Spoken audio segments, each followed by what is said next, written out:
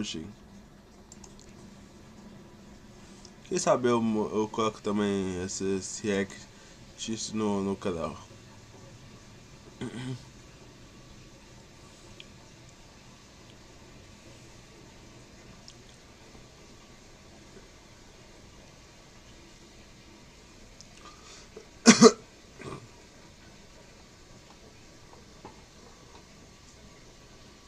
Novo Comfort, o único com 10 vezes mais perfume imbatível de longa duração.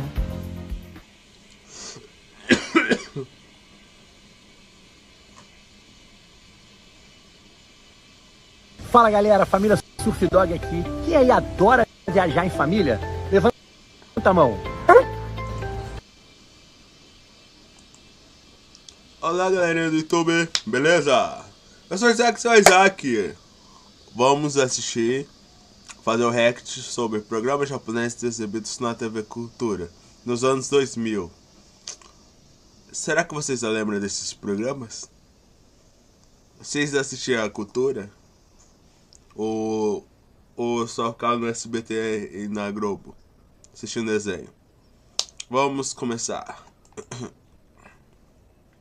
Vocês que assistiram a TV Cultura por volta dos anos 2000 devem se lembrar que em sua programação eram exibidos programas do Japão. Essa época ficou bem marcada lá na metade dessa década e hoje muitos que cresceram acompanhando essa grade televisiva da cultura se perguntam quanto aos nomes desses programas, se não era um surto coletivo e se eles estão disponíveis na internet. Aproveitando a ocasião, nesse vídeo nos relembraremos de 3 deles. E já deixo aqui claro que não foi um surto coletivo ou um efeito Mandela, eles de fato existem. E antes que falem alguma coisa relacionada à minha voz, sim, peguei uma bela de uma gripe, isso foi um motivo de não ter tido vídeo no canal no domingo, só que vocês sabem, né, eu não posso parar de fazer vídeo, então aqui estou eu com essa voz de gripada gravando pra vocês, então desculpa aí galera, mas é o que temos pra hoje.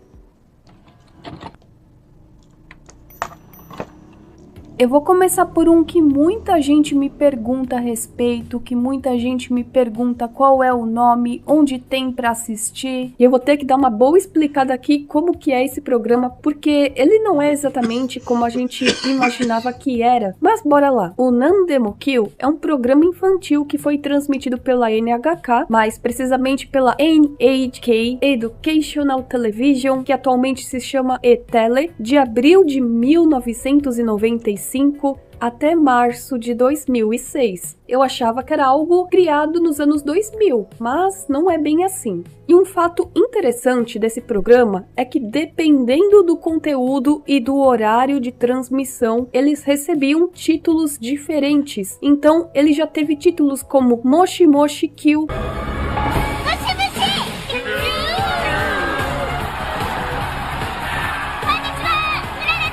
Animal Kill,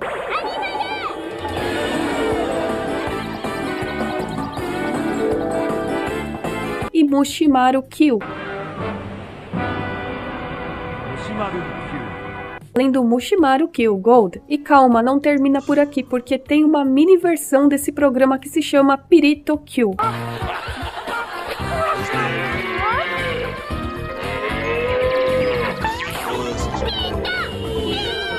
Então, mais precisamente, o que era transmitido na TV Cultura era o Moshi Moshi Kill, mas além desse, existiam outros programas que faziam parte dessa série Nandemokyo. E se trata de um programa de educação ambiental destinado às crianças em idade pré-escolar, que utiliza questionários para estimular o interesse pelo ambiente na... Tinha um que eu gostava do Ozimafu, né? natural e social. Mas agora vamos focar aqui no que era exibido na TV Cultura, que era o Moshi Moshi Kyuu. Ele foi exibido originalmente lá no Japão de 1995 até março de 1998. Isso depois de uma versão piloto ter sido transmitida várias vezes em 1994. Não sei ao certo se esse piloto também foi exibido na Cultura, mas no Japão foi exibido diversas vezes. E vocês lembram que tinha umas musiquinhas, uns clipes nesse programa? Então, eles começaram a aparecer a partir do 5º episódio e depois esse formato ficou em todos os episódios. Tanto é que lá no Japão você encontra o CD do Mushimaru Kyuu.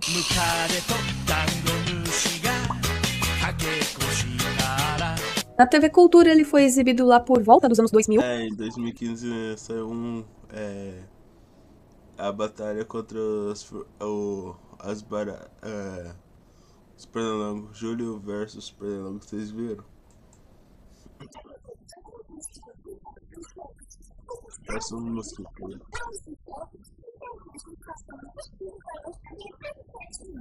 Som tão ruim. Mas tem um vídeo bem... Isso porque nós temos alguns trechos na internet. Outro programa japonês que foi exibido na Cultura que muita gente comenta a respeito, que é o Escola dos Monstros. E essa não é a única novidade da TV Cultura, não. Fique esperto porque tem muita coisa boa no ar.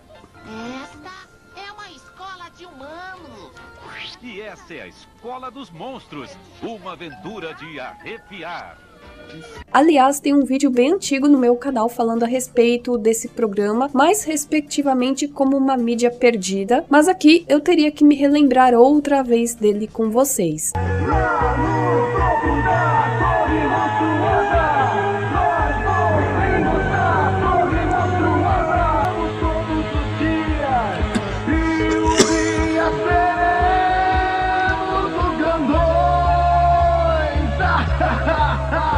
A escola dos monstros é show!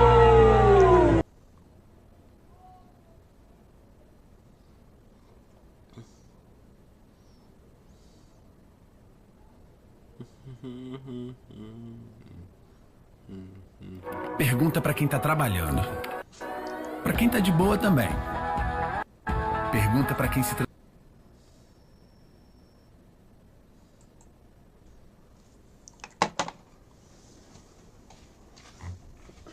Peraí, gente.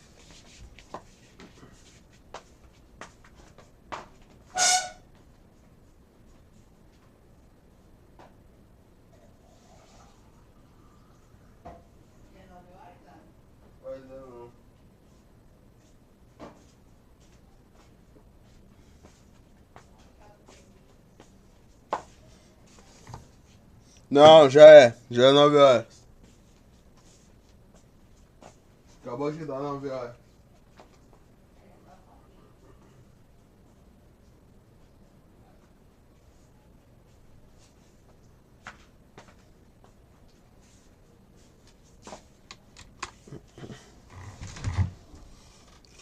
Escola dos Monstros, também conhecido como Bakure no Shogaku Ryodurogumi, é um programa infantil japonês criado por Sachiko Kashiwaba e produzido pela NHK. É um programa infantil com marionetes que tem como público-alvo crianças de 3 a 6 anos de idade. Além disso, ele é um spin-off de um programa chamado Atsumare Jankenpon Bakure no Shogaku Monogatari, que foi exibido lá no Japão entre 2001 e 2002, que deriva de um outro programa, olha só, que é o Atsumare Jankenpon, que foi transmitido lá na NHK de 1988 até 2003. Lá no Japão, Escola dos Monstros foi exibido de 2003 a 2006, sendo reprisado até 2008, isso por volta das 9 horas da manhã. Já no Brasil, ele foi exibido pela TV Cultura de fevereiro a agosto de 2006 ao meio-dia e depois também às 3h30 da tarde. E é esse o horário que eu me lembro bastante, porque nessa época eu estudava de manhã e eu lembro que de tarde eu assistia a Escola dos Monstros. Antes era só exibida aos sábados, mas depois começaram a exibir de segunda a sexta. Quanto à sua dublagem, ela era de São Paulo e foi realizada no Estúdio Clone. Oh, mas o que foi? Está com fome? fome. Calma, Metengo, descanse. É só um bobo aí. Olha a hora! Já passa das 8 horas, escola! Ah, não, atrasado de novo. Tá atrasado. É a terceira vez essa semana. Pra quem não se lembra da trama do Escola dos Monstros, ela contava a história do Nobiro, que não era monstro nem nada, ele era um humano normal, tinha 8 anos de idade, porém os seus pais tiveram que viajar pra África pra trabalhar, sendo assim o Nobiro passa a morar com a família Karasu Tengo, que são yokais da espécie Tengo, onde nós temos a Metengo, que é a esposa, o Otengo, que é o marido, tem a Kotengo, que é a filhinha, e o Nobiro, que é como se fosse um filho adotado. O Nobiro, mesmo sendo um humano, ele passa a frequentar a escola dos monstros, que ficava no topo da torre monstruosa. A princípio é meio difícil para o Nobiro se adaptar à nova realidade, até porque ele é um humano, ele não tem nada de diferente, mas no final ele faz amizades, se sente bem na escola, apesar de às vezes acabar com a paciência da senhorita Okiko, mas tudo bem. E existiam vários personagens, e aqui eu só falaria a respeito de alguns deles. Tinha um do Mano Santa, que era um gnomo d'água, que se parecia bastante com um pato verde. Ele tinha um poderzinho que ele conseguia lançar água de suas mãos e cabeça, além de ser o mais calminho da turma. Tinha o Byakko, que é uma raposa que podia se transformar em várias coisas, quando ela colocava uma folha em sua cabeça. Tinha uma gatinha, que também podia se transformar em objetos e pessoas, só que como ela ainda está em fase de aprendizagem, ela vivia errando e sempre descobriam que era ela no final. Tinha a senhorita Okiko, que era a professora da escola, que quando a gente vê de longe, parece uma professora calma, boazinha e paciente com seus alunos, mas quando eles passavam dos limites, a gente sabe o que acontecia, né? E vocês lembram que tinha um fantasminha que ele aparecia nos episódios? Ele aparece na abertura do programa e durante as passagens de tempo, e ele sempre carregava uma plaquinha que estava escrito muito tempo depois, um dia depois, na manhã seguinte. Existem 3 episódios que não foram exibidos por aqui, não sabemos os motivos, apenas não foram exibidos. A TV Cultura só exibiu 10 episódios. Teve estreia no dia 4 de fevereiro de 2006, tendo a sua exibição encerrada no dia 26 de agosto do mesmo ano. Mas apesar disso, a TV Cultura do nada exibiu nos dias 30 de setembro e 7 de outubro de 2006 episódios de Escola dos Monstros. Como eu comentei no meu vídeo anterior, tinha aquela lenda de que, na verdade, o programa não ficou tanto tempo no ar, porque os pais não achavam o programa adequado para as crianças, achavam que era tudo coisa do capiroto, e que pais ligaram para a TV Cultura, porém eu não acredito muito nessa versão. Eu acho que aqui o problema foi o seguinte: nós podemos ver que, conforme dados do Ibope divulgados pela Folha de São Paulo na época, Escola dos Monstros tinha uma média razoável quando comparado aos outros desenhos que também tinham essa média de 5 pontos. Eu acredito que aqui o problema é que eram poucos episódios, eram apenas 10 episódios e não teria como a Cultura ficar exibindo esses mesmos 10 episódios por um longo período. Uma hora ia ficar repetitivo. É diferente de um desenho que conta com 52 episódios, 26 episódios. Nessa mesma época eu lembro que eles exibiam bastante os 7 Monstrinhos, Cyber Chase, que são desenhos com várias temporadas. Aliás, a TV Cultura nem comprou todas as temporadas de Cyber Chase, porque são muitas temporadas. Outro desenho também nessa mesma vibe era o Arthur, que tinha várias temporadas, então era algo que não iria cansar muito a criança, porque sempre teria um episódio diferente. Agora, uma coisa com 10 episódios, que em média vai repetir 3 vezes no mês, eu acho que chega uma hora que não dá mais, né? Eu acredito que esse foi o motivo principal de terem tirado Escola dos Monstros da programação.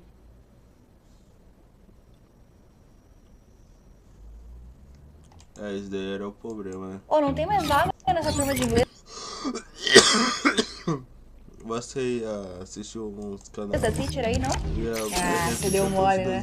Mas eu queria tanto começar o inglês, cara. O mesmo desenho. Passava de manhã, passava tarde. Passava no outro dia também.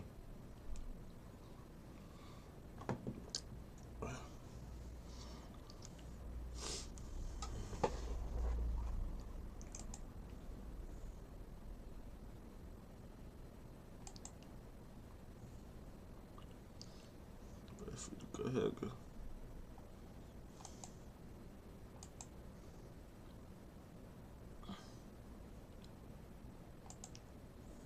Esse aqui, só de assistir esse videozinho do começo, já dá uma sensação assim de nostalgia, mas de tristeza, porque esse tempo já passou. É isso que eu sinto quando eu vejo a abertura de Viva Pitágoras.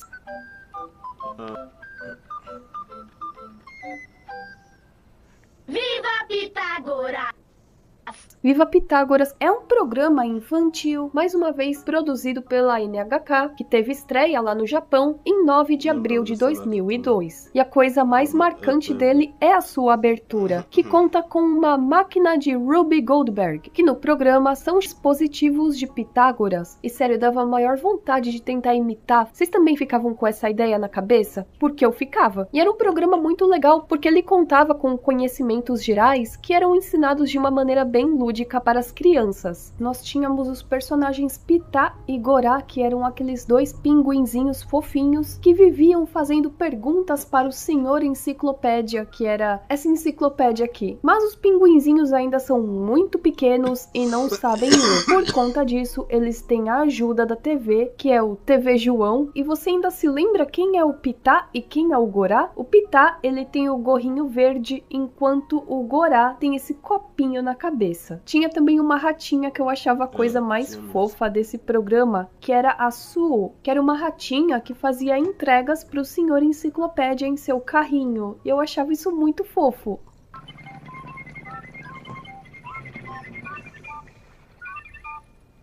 Trouxe uma corda nova para o violão. E eu sei que você pode estar achando meio estranho o nome aqui de alguns personagens, mas eu vou explicar isso para vocês depois mais pra frente. O programa contava com vários quadros. Um deles era o Chave do Dia, mas existia um que era muito marcante, que era a ginástica da máquina. Dê a volta, estenda os braços, aqui vamos nós, vamos passo a passo. Vamos falar a respeito da sua exibição no Brasil. A sua primeira exibição foi lá na TV Cultura entre 2006 e 2007, 2009 e 2010, além de que ela teve uma passagem pelo Quintal da Cultura entre 2012 e 2013, mas o programa também já foi exibido na TV Brasil, isso lá por volta de 2007. O que dizem é que, ao todo, Viva Pitágoras recebeu 3 dublagens diferentes no Brasil. Por exemplo, na TV Cultura era exibido com uma dublagem, na TV Brasil foi exibido com uma outra dublagem. Por isso que acontece uma mudança nos nomes dos personagens. Pitá e Gorá continuam a mesma coisa, Senhor Enciclopédia também. Já o TV João, na dublagem da TV Brasil, era chamado de TV Cão. A Su, que era a ratinha que vivia fazendo as entregas, na dublagem da TV Brasil, se transformou no Edu. Além de que na TV Brasil, o programa era chamado apenas de Pitágoras. Na TV Cultura, era exibido com a dublagem paulista, que foi feita pela Dublavídeo, enquanto na TV Brasil, era exibido com uma dublagem da Herbert Richards. Isso pode bagunçar um pouco a nossa memória, porque até mesmo alguns quadros mudaram de nome. E vocês lembram que eu comentei aqui que durante 2012